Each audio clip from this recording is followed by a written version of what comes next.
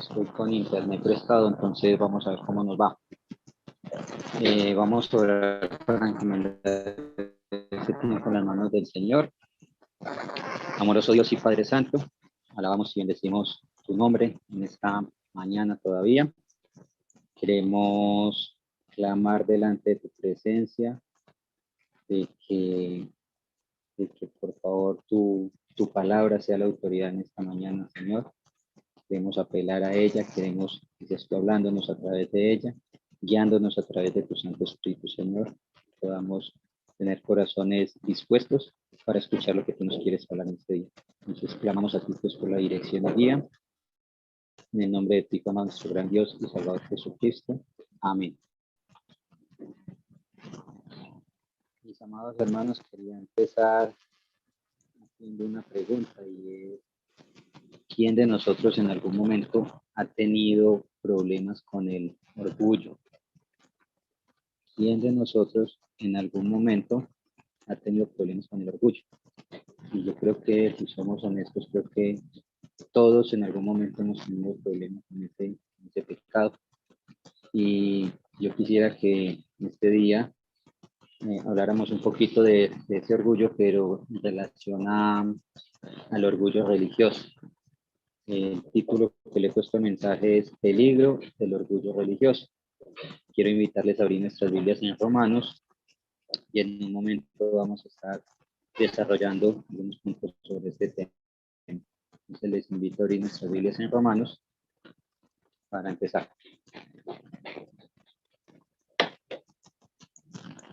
Ya hemos avanzado un poco en esta carta que Pablo les escribió a los romanos y creo que es necesario recordar algo de lo que ya hemos visto.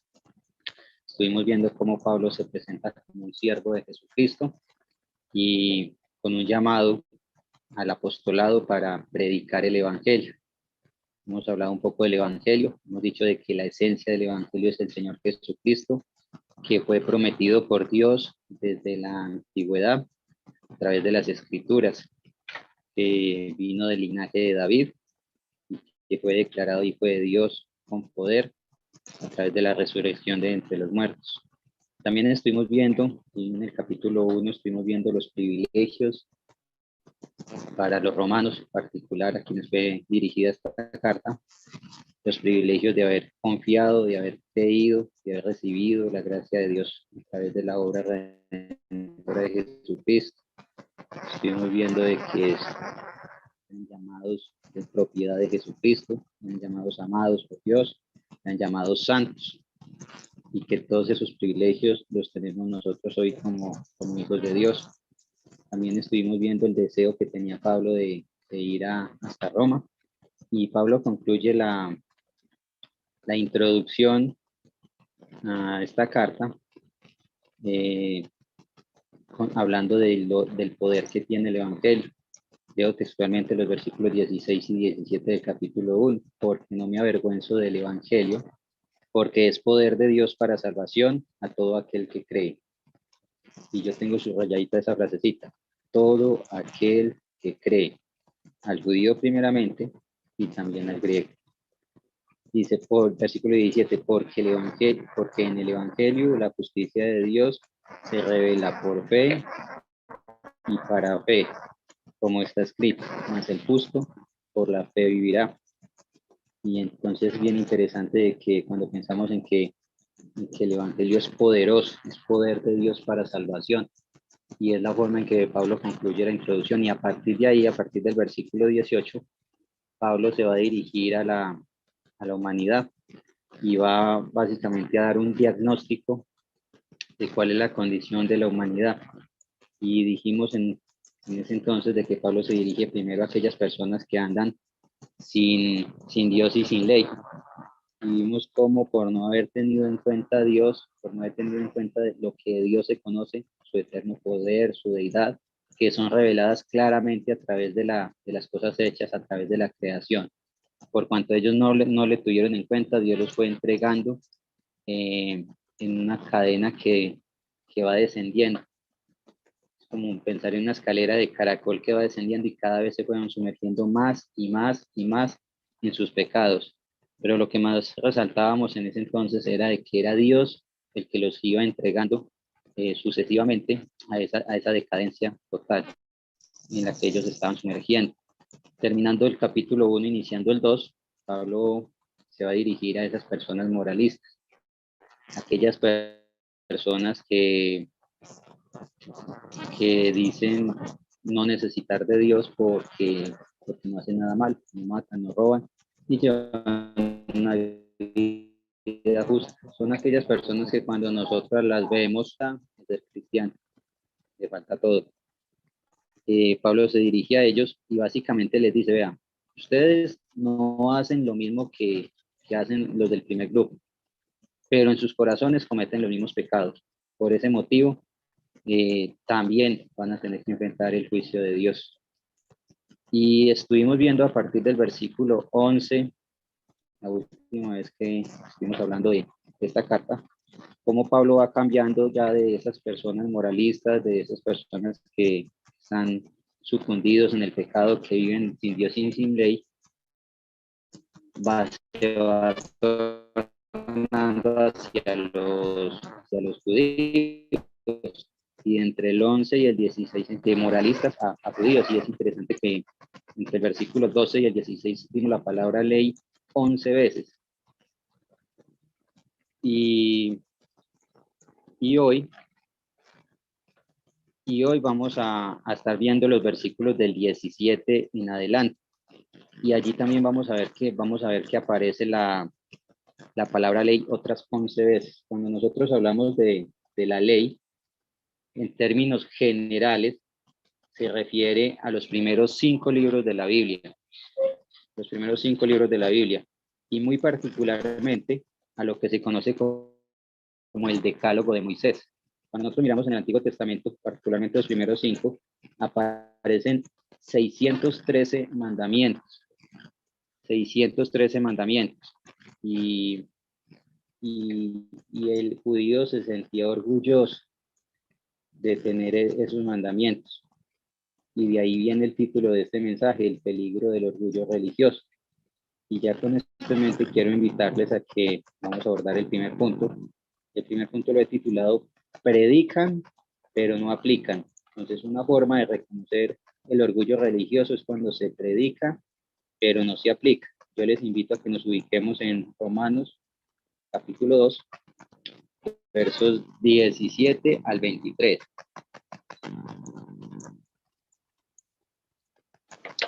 Dice la palabra del Señor. Vamos a leer los versículos del 17 al 23.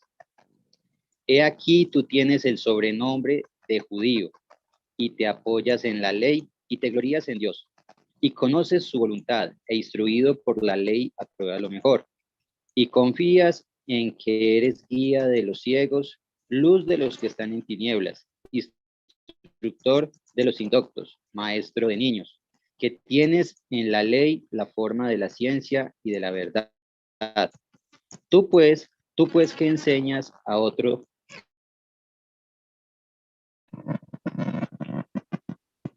Camilo. Versículo 21. Listo, retoma a partir del versículo 21. Tú pues que enseñas a otro, ¿no te enseñas a ti mismo? Tú que predicas que no se ha de hurtar, hurtas. Tú que dices que no se ha de adulterar, adulteras. Tú que abominas de los ídolos, cometes sacrilegio. Tú que te jactas de la ley, con infracción de la ley deshonras a Dios. Entonces, quisiera que miremos algo acá. Lo primero que enorgullece a un judío, o en especial a estos judíos a los que les está hablando Pablo, es la posición que ellos tenían. El mero hecho de tener el sobrenombre de judíos, descendientes del rey David, el rey más grande que ha tenido Israel. Y algo más que les elevaba el ego a ellos era el saber que tenían la ley. Saber que tenían la ley, y eso lo vemos entre los versículos 17 y 18. Ellos tenían sobrenombre de judío y tenían la ley. Ya decíamos que la ley no estaba hablando de esos primeros 5 libros de la Biblia. Pero algo más que elevaba el ego de ellos era la profesión que ellos tenían. Dice que eran maestros. En el versículo 19 y 20, ellos dicen que Pablo les dice que ellos eran guías de ciegos, luz de los que están en tinieblas, y básicamente ese fue el llamado, era la misión que Dios les había dado a la nación de Israel. Cuando el mundo miraba una esperanza, no era sino mirar hacia Israel, y allí iban a encontrar quien les guiara en ese camino verdadero, en esa luz verdadera, y los judíos tenían ese noble privilegio de guiarlos a ellos. Entonces ellos debían predicar, ellos estaban para predicar la palabra de Dios, que conocemos hoy como el Antiguo Testamento, y particularmente los primeros 5 libros de la Biblia, que era lo que ellos se afianzaban como la ley. Y ellos predicaban sobre la fe, sobre la ley, pero ellos no practicaban. No sé si ustedes recuerdan, Mateo 23, los primeros 3 versículos, el Señor Jesucristo está con sus discípulos y con un buen grupo de gente, y Él se dirige a ellos y les dice, vea, los escribas y los fariseos se sientan sobre la cátedra de Moisés. Cuando se refiere a esa cátedra de Moisés, se está hablando de un asiento de piedra que generalmente había en las sinagogas. Nosotros hasta hace un año nos hacíamos detrás de un púlpito para compartir la palabra de Dios. Hoy lo hacemos desde una silla, muy parecido a lo que hacían los rabinos judíos en ese entonces. Ellos se sentaban en una silla generalmente de piedra, y a esa silla se le conocía como la cátedra de Moisés. Y a continuación el Señor Jesucristo les dice, vean, oigan todo lo que ellos dicen, guárdelo en el corazón y pónganlo por obra, háganlo, pero no hagan lo que ellos hacen, porque ellos dicen y no hacen. Eso lo encuentran en los primeros 3 versículos de Mateo 23. Entonces, aquí tenemos un claro ejemplo de que no era nuevo. Desde que estaba el Señor Jesucristo ya los había acusado de que ellos predicaban, pero no aplicaban. Esa es la acusación que Pablo les está haciendo aquí a ellos.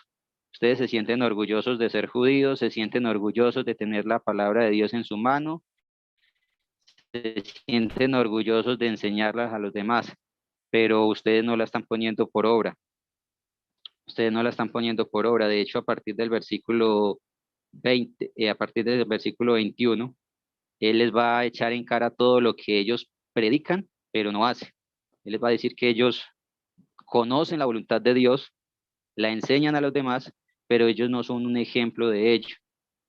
Y entonces ahí cabe la pregunta para nosotros. ¿Qué de lo que nosotros conocemos de la Biblia y lo compartimos con otros en cuanto a nosotros mismos?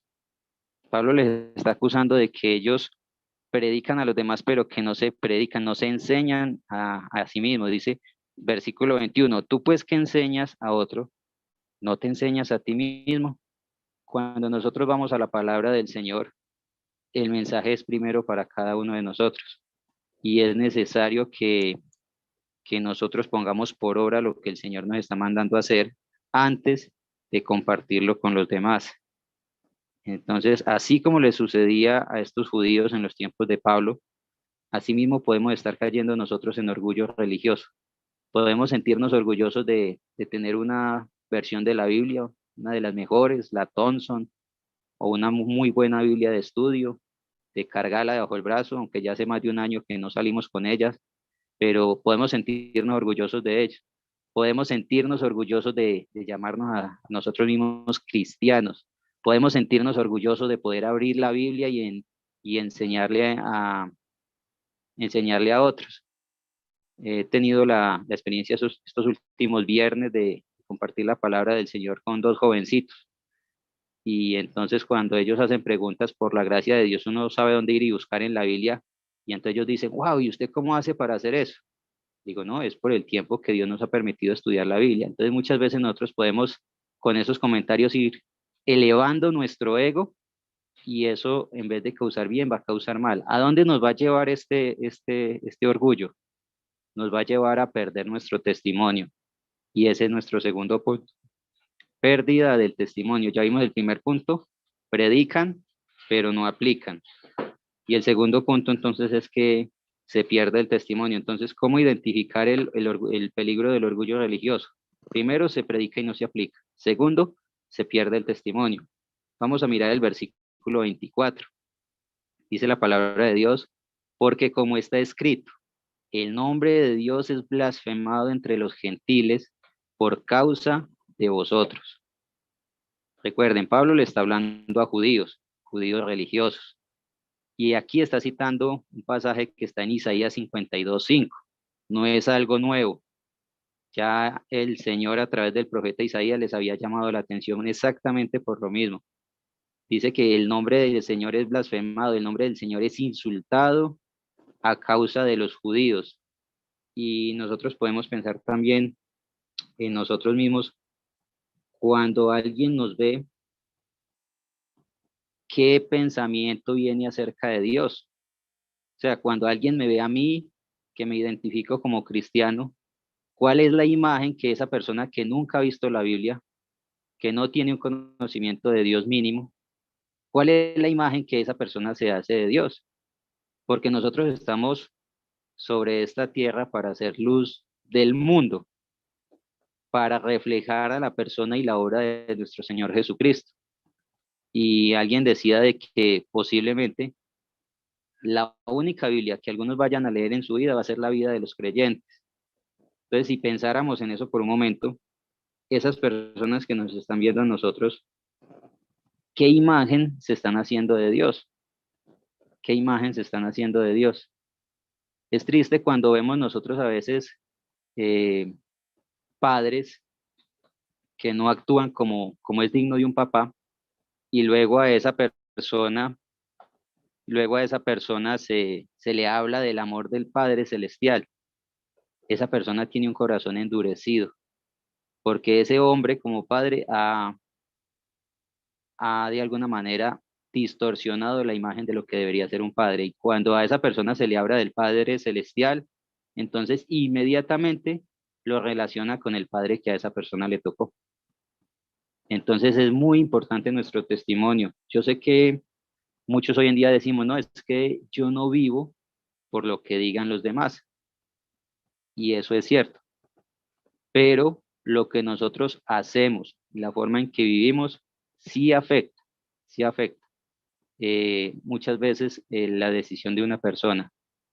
Yo me hacía la pregunta, sabemos que la salvación nació en el corazón de Dios, que Él preparó la redención para la humanidad antes de la creación del mundo, que Él proveyó a su Hijo Jesucristo para salvarnos de nuestro pecado y que por su gracia, por su infinita misericordia, ha querido usarnos a nosotros para compartir ese mensaje.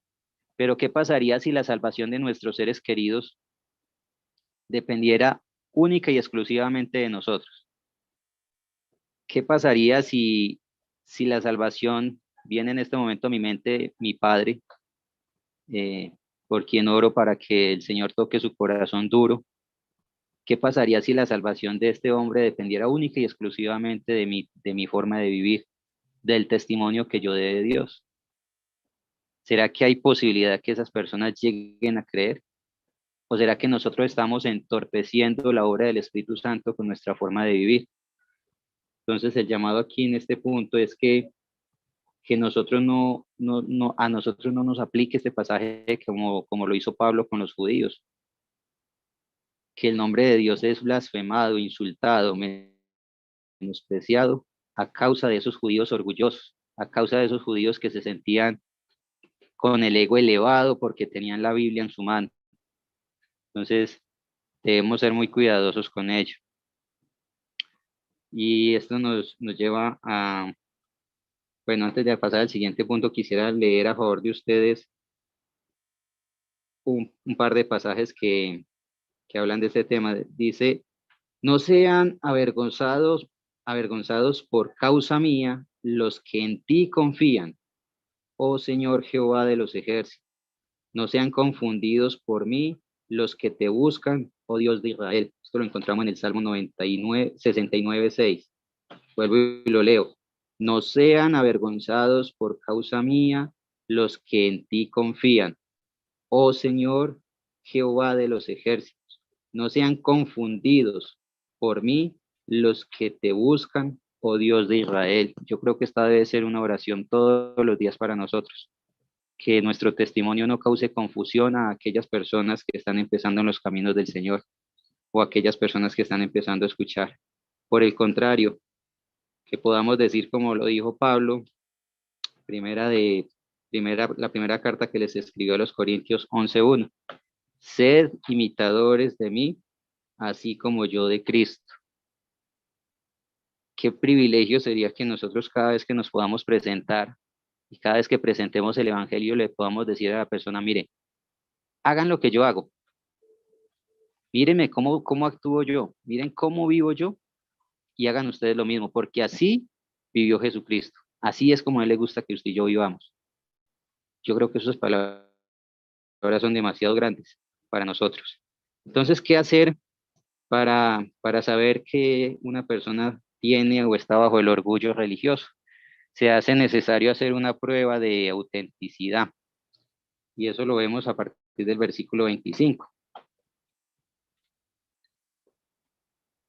Entonces ya hemos visto que la persona que tiene orgullo religioso predica pero no aplica, pierde su testimonio, hay una pérdida de testimonio. Y en tercer lugar, entonces, vemos que es necesaria una prueba de autenticidad. Dice el versículo 25. Dice, pues en verdad la circuncisión aprovecha, si guardas la ley. Y aquí me detengo un poco a pensar un poquito en esa palabra circuncisión. Esa circuncisión era una cirugía que se hacía en el miembro viril del varón como una señal de que ellos aceptaban un pacto con Dios, y ese pacto es interesante que viene desde antes de la ley. Ese pacto nace con Abraham, mucho tiempo antes de la ley. Y esa circuncisión no es más que eso, una señal de que ellos a partir de ese momento eran parte de una nación diferente, una nación que estaban para servir y obedecer al Dios de Israel. Lo sigue diciendo el versículo 25 en su segunda parte. Pero si eres transgresor de la ley, tu circuncisión viene a ser como incircuncisión. ¿Qué quiere decir esto? Que esa señal servía de algo siempre y cuando ellos fueran obedientes. Si ellos no eran obedientes a la ley, esa circuncisión, esa señal que ellos tenían, no valía de nada, absolutamente de nada. Entonces esa circuncisión fue mandada exclusivamente para la nación de Israel, los que llegaron a conocerse como judíos. Y luego viene algo bien interesante, versículo 26. Dice, si pues el incircunciso, o sea, está hablando de todas las demás naciones, nosotros lo encontramos como gentiles, siempre que la Biblia se refiere a gentiles, habla de todas las personas que no pertenecen a la nación de Israel. Pues si el incircunciso guardare las ordenanzas de la ley, y hay aquí una pregunta, ¿no será tenida por circuncisión su incircuncisión como circuncisión? Esto hay como un juego de palabras acá, versículo 27. Y el que físicamente es circunciso, el que físicamente es incircunciso, pero guarda perfectamente la ley, te condenará a ti, que con la letra de la ley y con la circuncisión eres transgresor de la ley. ¿Qué les está diciendo Pablo? Miren, ustedes se sienten orgullosos de ser judíos, de tener la ley, de ser maestros y de que tienen una señal como lo es la circuncisión.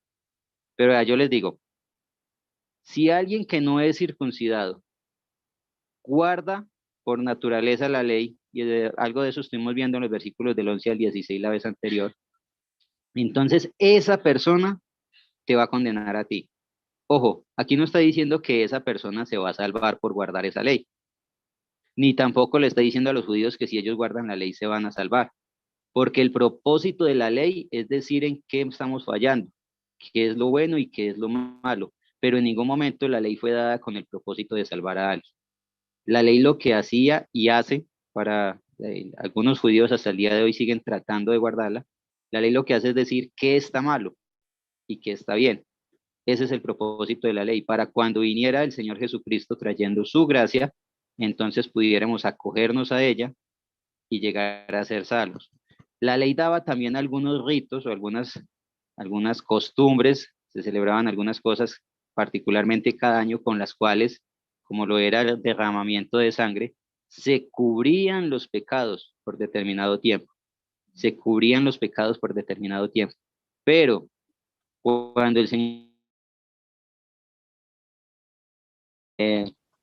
estábamos terminando el puntico 3, dice, hablando de la prueba de autenticidad, y hablábamos de que cuando Pablo le estaba diciendo a ellos de que cuando el gentil inconverso por naturaleza cumplía con la ley que había en su corazón, entonces los estaba condenando a ellos. Y estábamos hablando de que en ningún momento se está hablando allí de salvación, de que el propósito de la ley es mostrar el pecado del hombre.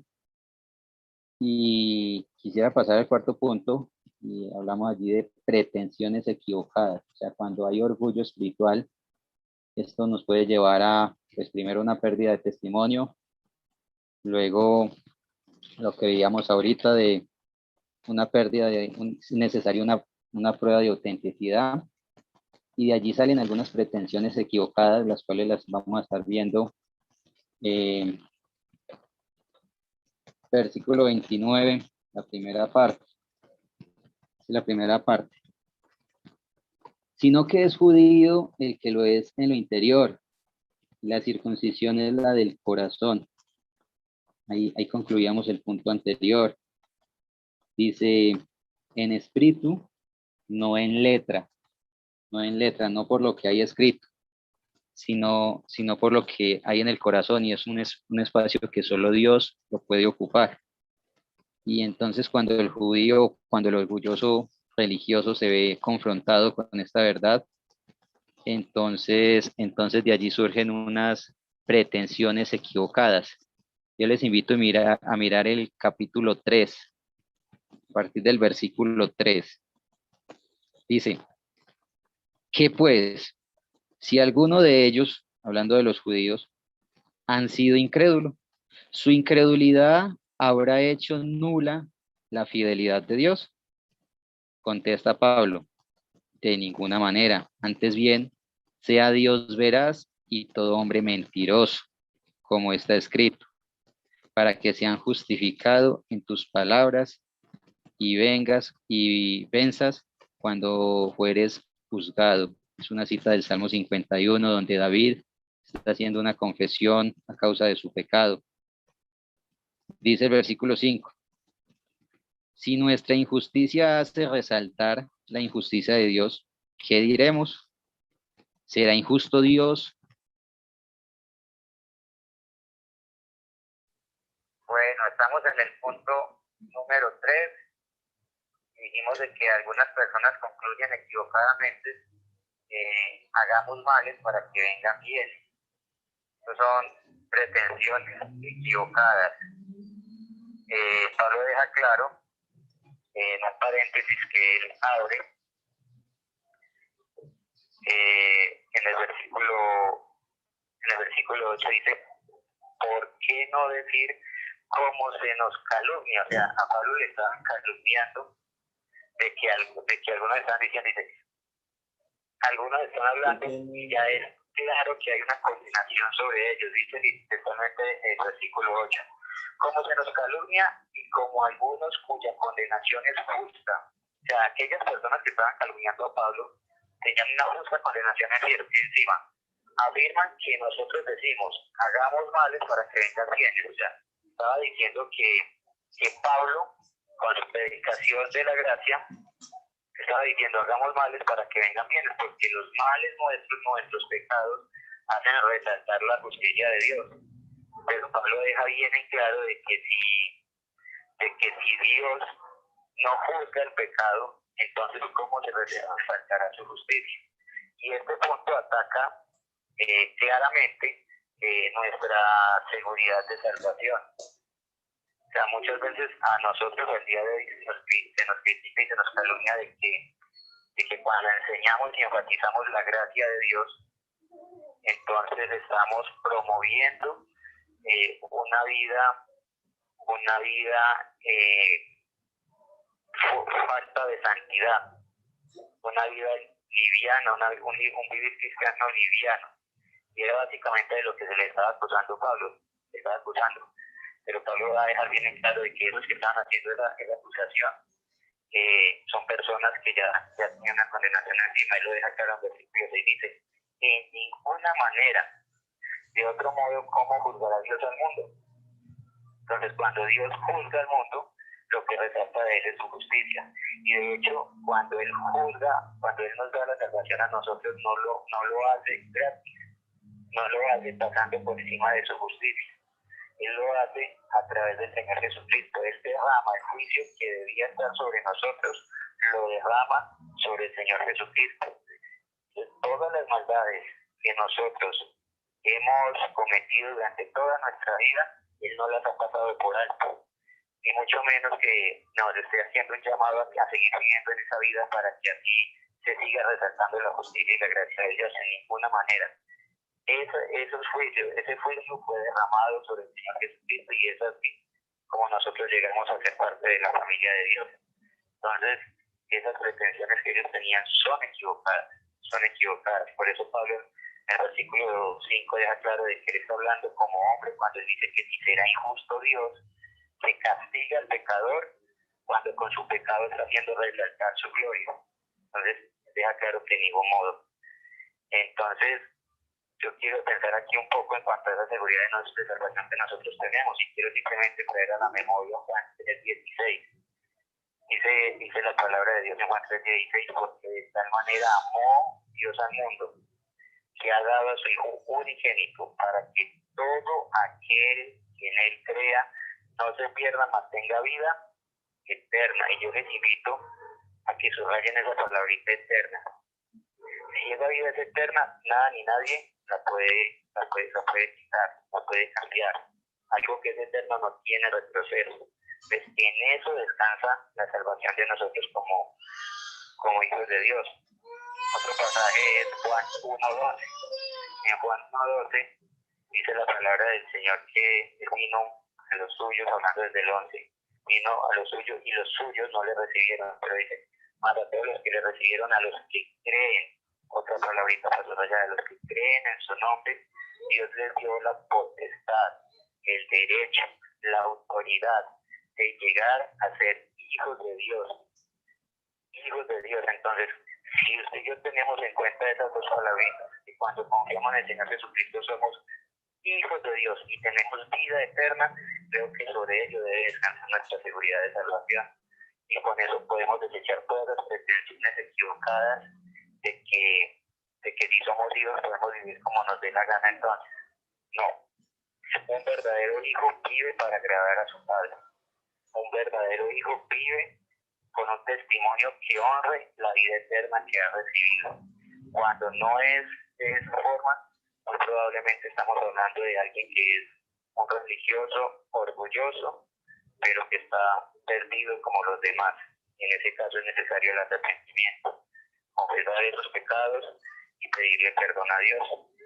La pregunta que surge aquí entonces es, ¿soy yo un creyente auténtico o soy un religioso orgulloso?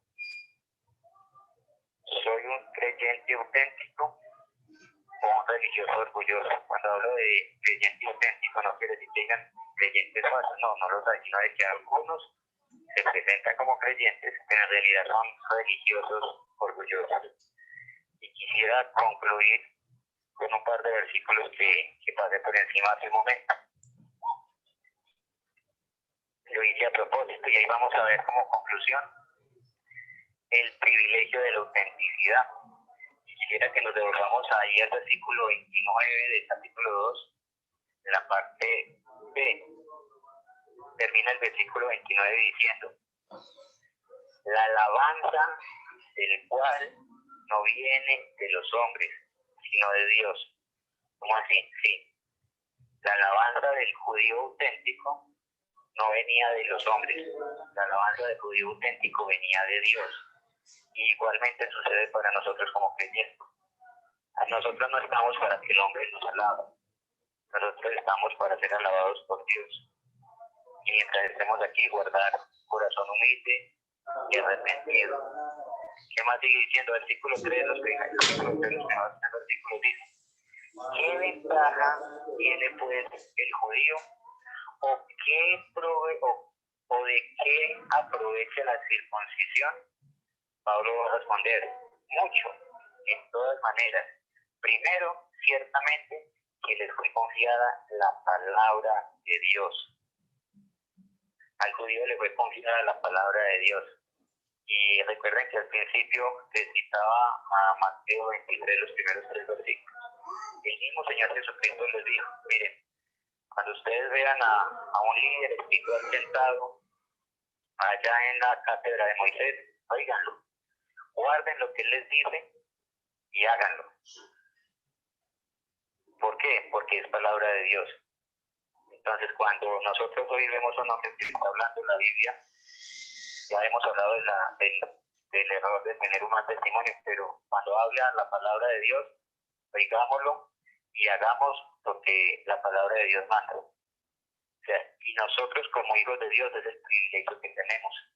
Hoy tenemos en nuestra mano la palabra completa de Dios. Los judíos tuvieron, en principio, al momento de ser escrita esta carta, tenían solo el Antiguo Testamento, y el Nuevo Testamento apenas se estaba desarrollando. ¿Cuánto más privilegio tenemos nosotros hoy que podemos compartir toda la palabra de Dios? Pero qué bueno que ese enseñar, ese compartir la palabra de Dios vaya acompañado de un testimonio fiel a lo que hemos sido llamados a hacer. Hemos sido llamados a reflejar al Señor Jesucristo para el mundo. Dice el versículo 3, ¿qué pues si alguno de ellos han sido incrédulos? Su incredulidad habrá hecho nula la fidelidad de Dios.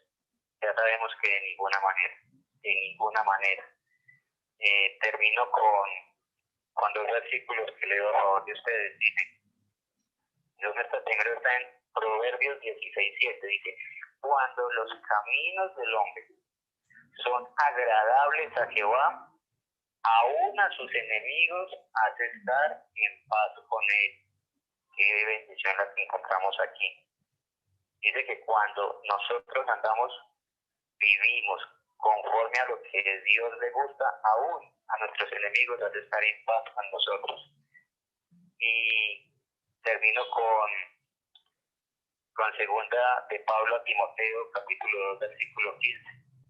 Procura con diligencia presentarte a Dios aprobado como obrero que no tiene de qué avergonzarse, que usa bien la palabra de verdad. El contexto de este pasaje es de liderazgo para los líderes espirituales, pero sabemos que por aplicación todos y cada uno de los que nos identificamos con el Señor Jesucristo estamos llamados a compartir eso que estamos aprendiendo de la palabra de Dios a las personas que nos rodean. Pero debemos hacerlo bien, debemos trazar la palabra de verdad bien, y para poder hacerlo debemos ir acompañados de un buen testimonio, un testimonio libre de orgullo y de vanidad. Yo les invito a que oremos para darle gracias a Dios. Bendito Dios y Padre Santo, te damos muchas gracias por tu palabra, gracias por el apóstol Pablo, a quien tú usaste grandemente para dejarnos una buena porción del Nuevo Testamento en nuestras manos, Señor. Y gracias particularmente por la carta a los romanos, una carta con demasiada profundidad en cuanto a la enseñanza de tu palabra, en cuanto a la enseñanza que tienes para tu iglesia, Señor, y de la cual solo estamos viendo por encima algunos aspectos de lo que tú permitiste que él escribiera inspirado por tu Santo Espíritu a la Iglesia de Roma, y que hoy podemos sacar aplicaciones para nosotros en nuestro diario vivir, Señor. Queremos alabar y bendecir y dar muchas gracias de que a pesar de las dificultades para poder comunicarnos en este día, Señor, sabemos de que tu palabra es poderosa, que tu palabra no volverá vacía, sino que cumplirá el propósito para el cual tú la has enviado. Te alabamos pues y te bendecimos y te damos muchas gracias en el nombre de tu Hijo amado, nuestro gran Dios y Salvador Jesucristo. Amén.